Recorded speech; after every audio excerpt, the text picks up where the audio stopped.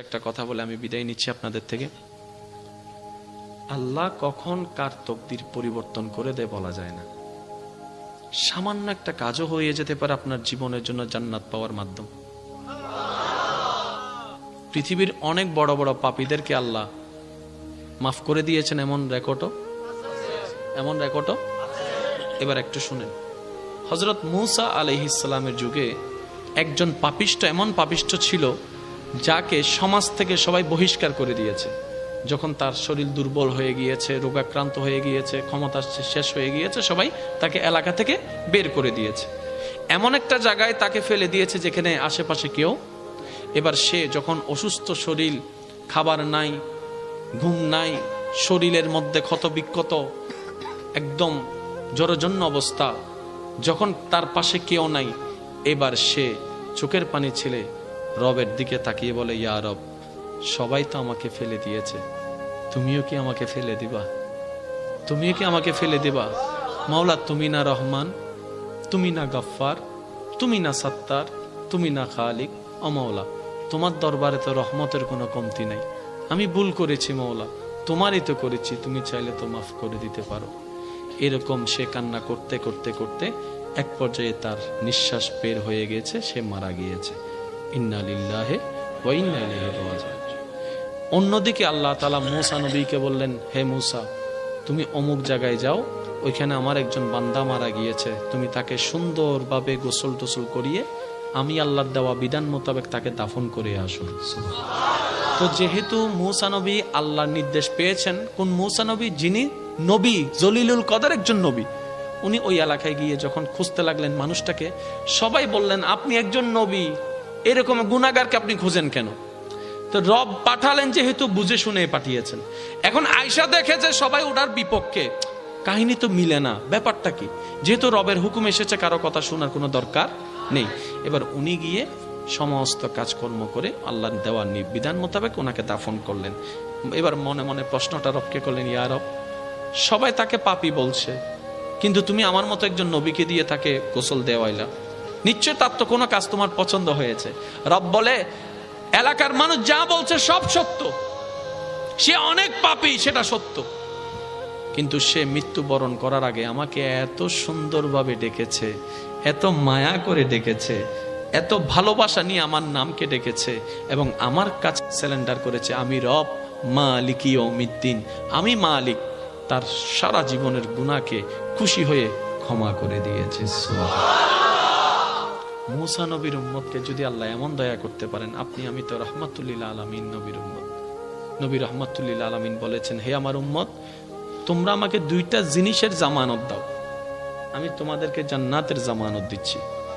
ইয়া রাসূলুল্লাহ, কোন দুইটা জিনিস? নবী রাহমাতুল লিল আলামিন বলছেন, তোমাদের লজ্জাস্থানের হেফাজতের জামানত দাও, আর এই জিহ্বার হেফাজতের জামানত দাও। এই লজ্জাস্থান অন্যায়ভাবে ব্যবহার করা যাবে না, আর এই জবান কখনো ভালো ছাড়া খারাপের জন্য ব্যবহার করিও না। এমনকি এই জবান কারো অন্তরে যেন কথা দিয়ে আঘাত না আসে, সেভাবে তুমি চলবা। তুমি এই দুইটার হেফাজত আমাকে দাও, ঈমানের পরে জান্নাতের দায়িত্ব আমি নিয়ে নিলাম। আপনি ক্ষমা করতে থাকুন, এটা আমার একটা অনুরোধ। যদি সুখে থাকতে চান, ভালো থাকতে চান, অতীতে কি হয়েছে, কে কষ্ট দিয়েছে, কে ন্যায় করেছে, কে অন্যায় করেছে, সব বিচার আল্লাহর উপর ছেড়ে দিয়ে আপনি মাফ করে দেন। যে মাফ করে দেয় তার অন্তর পরিষ্কার থাকে। সুবহান। নবী রাহমাতুল লিল আলামিন বলে, আল্লাহর দিকে তাকিয়ে আল্লাহর বান্দাকে মাফ করে দাও।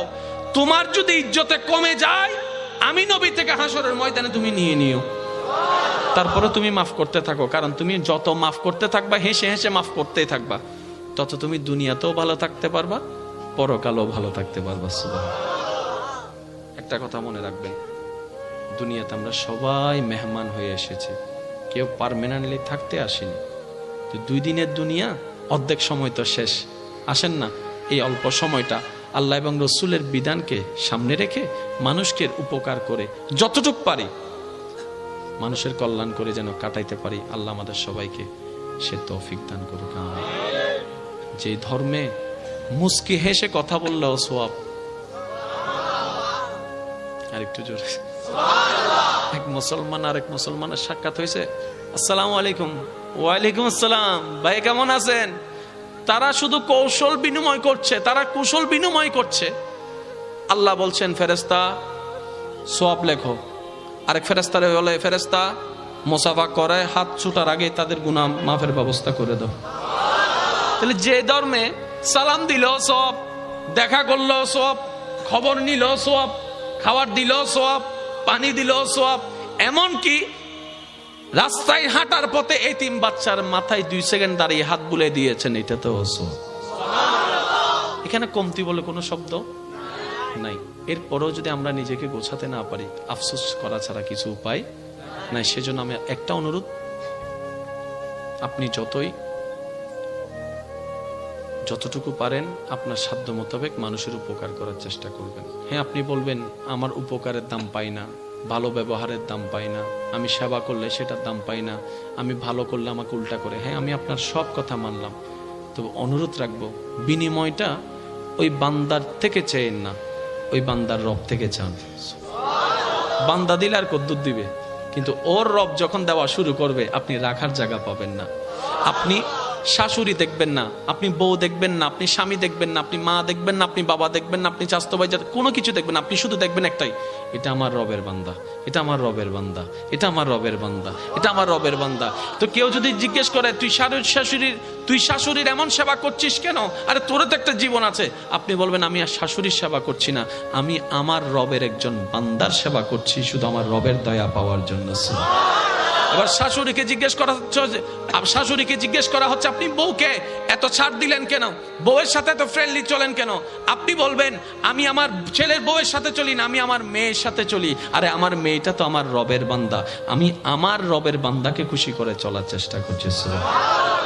আল্লাহ আমাদের সবাইকে বুঝার, আমল করার তৌফিক দান করুন। সইবেন যত পাইবেন তত। মনে থাকবে ইনশাআল্লাহ।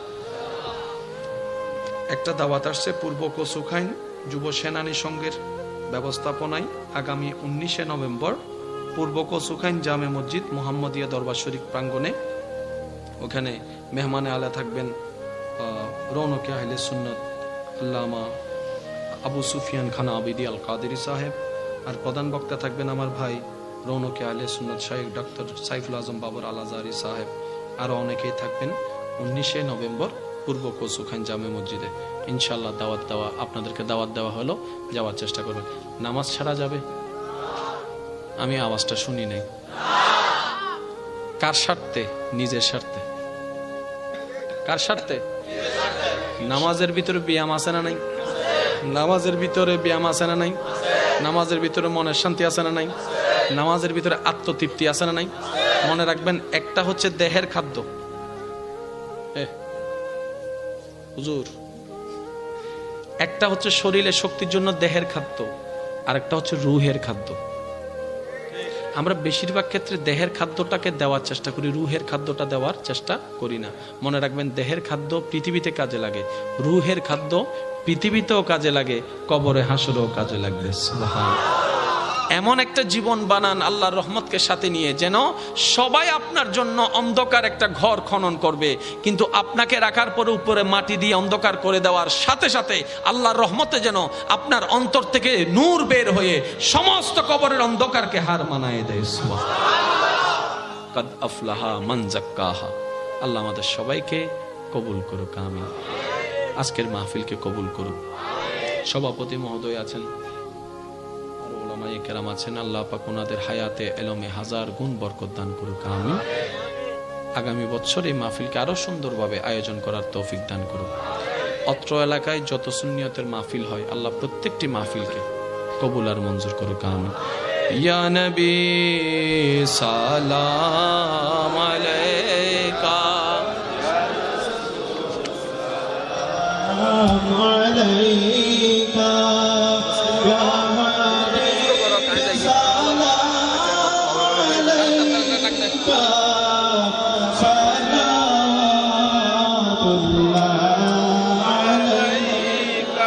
حبيبي سيدي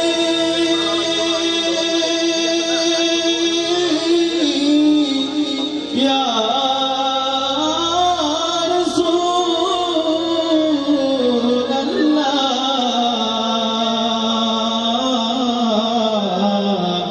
ويا حبيبي